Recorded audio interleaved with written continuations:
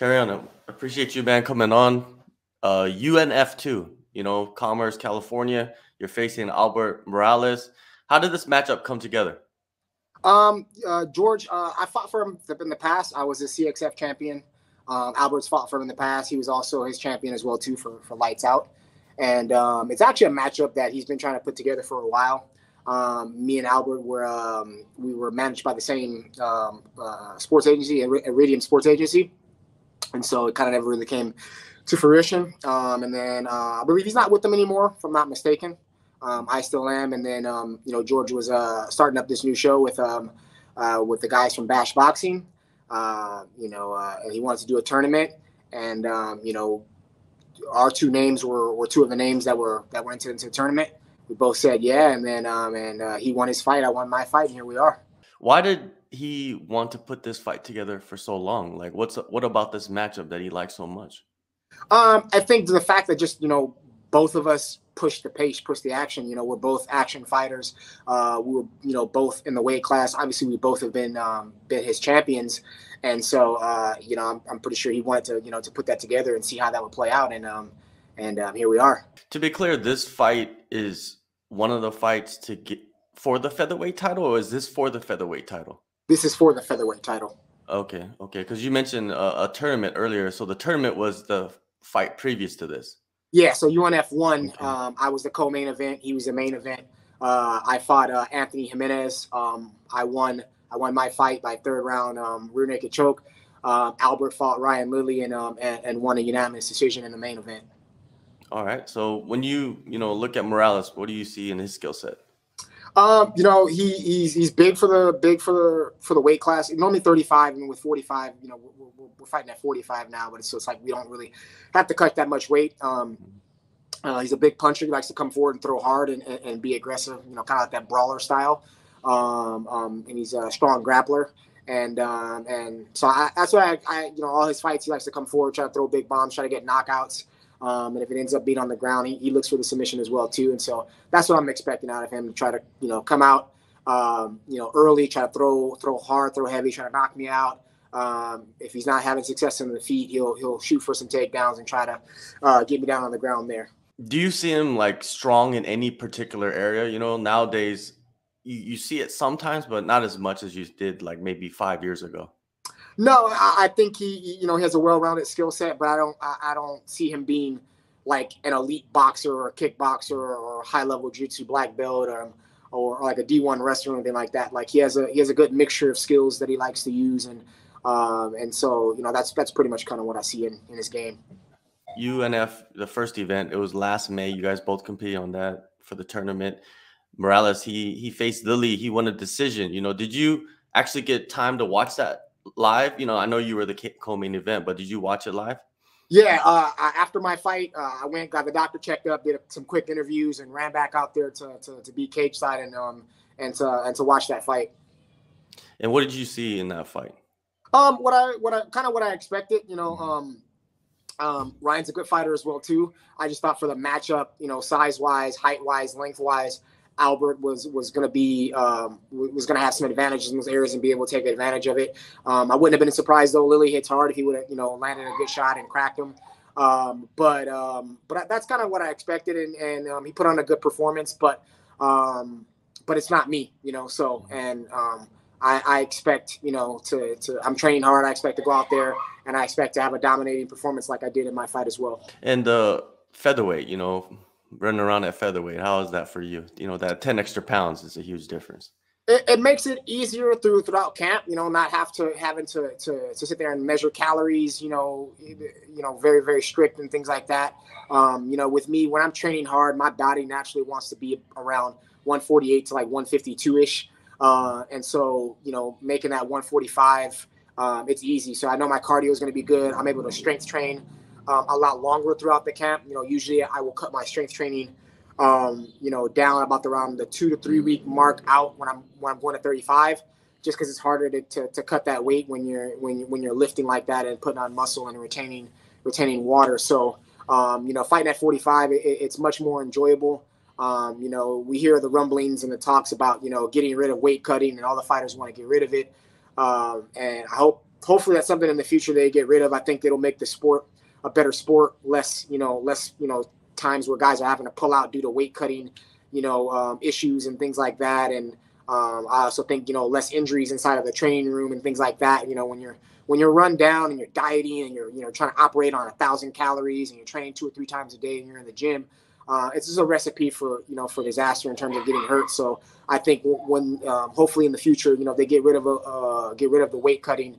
I think you'll see just more high level fights and then less fights, being canceled because of that. Yeah, I completely agree. They got to do something. I don't know what it is. I'm not a genius, but they got to do something about it. Your last fight, man, you returned after a few years of no competition at all. Of course, the pandemic was going on and issues. How did you feel, man, backstage ahead of that fight, since it had been so long since you felt the nerves? I'm a vet in this game, man. I like between amateur and pro, like that was my 41st fight. I've also had amateur boxing fights. I've had over 300 karate competitions growing up as a kid. I've played every sport known to man in front of, big crowds, large crowds, in front of, people that were not my fans booing me and this, that, and the other. So when I was back there and it was, it was kind of like routine for me. So, another day in the life of a fighter. And I was anxious more than anything. Like I was, being the co-main event and having, watch all these fighters come back in the locker room after fight after fight after fight. Like I just wanted to get back in there and just get my hands, get my hands dirty, get in there, get into a scrap, get into a fist fight. And so, no nerves, no anything like that. Like I was calm and confident in my preparation. The coaching staff that I have and the team, the roster of guys that we have, they really helped me prepare for this fight. And it was probably the most confident I ever went into a fight. And, even having that layoff, during the layoff, I still trained and, other guys, helped other guys get fights and things like that. I had some fights line up. They got, they got washed out because of, things with the pandemic, promotions, get shut down by the state and things like that. And so I was always training. It just wasn't as intense because, when you're in a training camp, it's much more intense, but still in the room every day training and getting that work in. And so more than anything, I was just anxious to get in the cage and was really happy to do so. Once you got in the cage, did it take a little bit of time to get started? Did you feel a little out of place? Yeah, a lot of people were asking me that question, and the only way I can really describe it is like I didn't feel like ring rust because people were asking me about ring rust. But one of the things that happens when you fight in different venues, like the background lighting and things like that are different, and like it can kind of throw your vision and your depth perception off. So maybe like for like the first minute when I came out, kind of finding like that rhythm and that depth perception of like and finding your distance and your timing made it. It was a little bit just awkward just having having done it for a while. But going into that second round, I was able to find my rhythm, kind of like, find the vision and kind of block out the background and really find my space and my timing, my distance in there. And from there, I felt comfortable again. You make a great point about the lighting because when I used to go to shows, photographers would complain about the lighting because, photographers of depth perception, all that is so important to them. No one has ever mentioned that in an interview about the lights messing with their depth because that's so important. When I talk to a lot of coaches, they say distance is the most important thing in MMA. Is that true though, in your eyes too? 100%, especially when it comes to, even striking and grappling. Because if a guy shoots in for a takedown, if you're not aware in terms of, the distance he can cover and the speed that he can cover and where you're at, if you react late, he gets on your legs, you're going for a ride. You're going to get double leg, single leg, whatever the case may be. And then obviously for the striking, guys are throwing punches at you. You want to be able to, slip in and out and land those counter punches, or also be able to start your own punch and then be able to move out of the way. So if your depth perception is thrown off, man, all it takes is, for the light to be in your right eye and the guy's throwing a left hook and you don't see it, then, you're waking up with a flashlight in your eye. So, distancing and depth perception is really huge. And one of the things that I've always worked on with my boxing coach, one of the things that we do is we work our hand-eye coordination a lot. We work, our timing, our distance and our hand-eye coordination, in preparation and leading up to the fight, but also in the back room. And so it's really important when you get out there to be able to see those things coming, have your timing well, and also, be able to move in and out of that space. Once you locked in the rear naked choke and the referee had to pull you off, what were the emotions like for you? What was running through your mind? Instantly, it was just kind of like because Anthony, he's a good guy. I talked to him a little bit at the weigh-ins and things like that.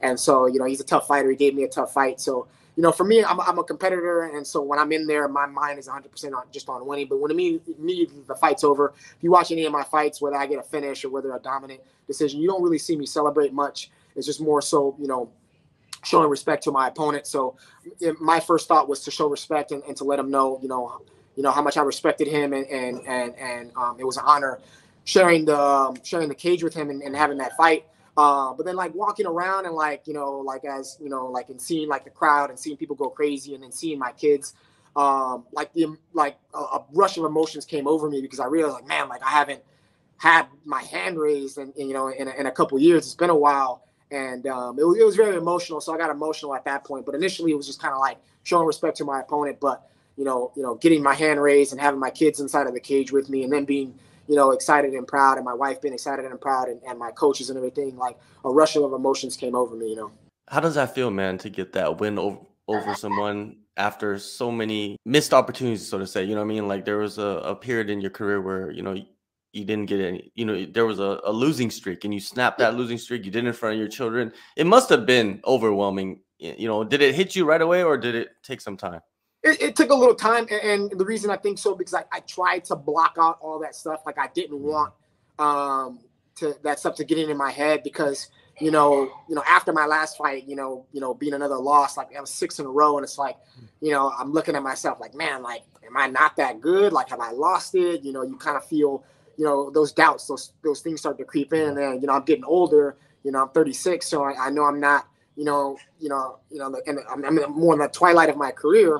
And so that doubt starts to creep in, and when you go out there and not only prove other people wrong, but prove to yourself that you can still do it, it's a feeling like no other. I put in a lot of hard work. There's a lot of days, man, where you have a bad day and it's like you're on that losing streak.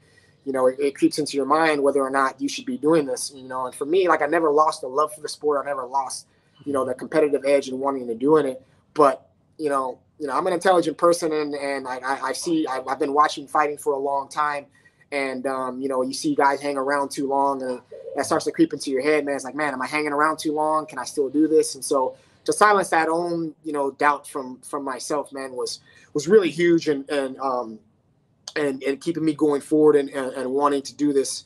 I was extremely happy to be able to get that win under my belt and get that, just shake that negative off of me. Yeah, for sure, man. Silence the doubters, and there's always going to be doubters wherever you go, whatever you do. So you got to shut up some more doubters, man. In your next fight, how do you see yourself winning that strap? For me, like I've been concentrating on everything. Being over at CMMA, for me, one of the things that has been a detriment to my career is more of the wrestling department. Fighting against strong wrestlers that can hold me down and take me down. Working on my jiu-jitsu, working on my wrestling a lot, obviously still working on my striking. I'm a striker by nature. In that fight, I predicted a second round knockout in my last fight, and I ended up getting a third round rear naked choke. So I honestly don't know. I'm working on everything. For me, I'm going to go out there. I'm going to push the pace like I always do.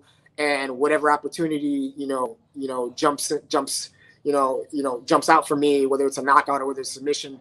But I see myself finishing this fight. Like I'm going to go in there trying to finish this fight. Whatever resistance he offers, that's going to be based upon him. But I'm looking to finish this fight. I have no prediction on whether I'm going to do it by KO or whether I'm going to do it by submission. But I'm predicting a finish. A finish that you don't expect yourself. It's just going to be there. I don't know what I'm going to throw out. Yeah, for sure. Hey, with the experience that you have, I think that's a good mentality to go in there with, right? It's not just like, oh, I'm going to use my striking to win. Because a lot of times you see guys predict striking finishes and then they go in there and they try to strike, but they're not actually better strikers than their opponent. And then now they're stuck, right? Yeah, and then if then they're not listening to their coaches, because like they already had in their mind they were going to do this and they've already game planned for that. And then it's going to be hard you've been spending 8, 10, 12 weeks or whatever training to do a specific thing. And now you got to, revert your game plan and do something else.